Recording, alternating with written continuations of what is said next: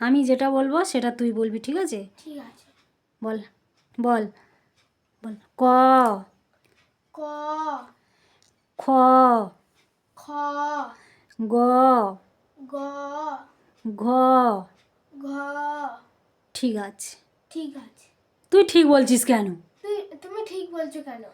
আবার বলে তুমি ঠিক বলছো কেন? আবার বলে তুমি ঠিক বলছো কেন? তোর তো হয়ে গেছে পড়া। তোমার তো হয়ে গেছে পড়া। তোর ওগুলো বলতে নেই। তোমার ওইসব বলতে নেই।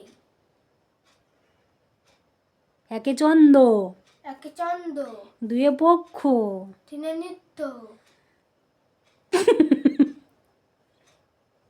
রাজদীপ কি পড়ছিস রে?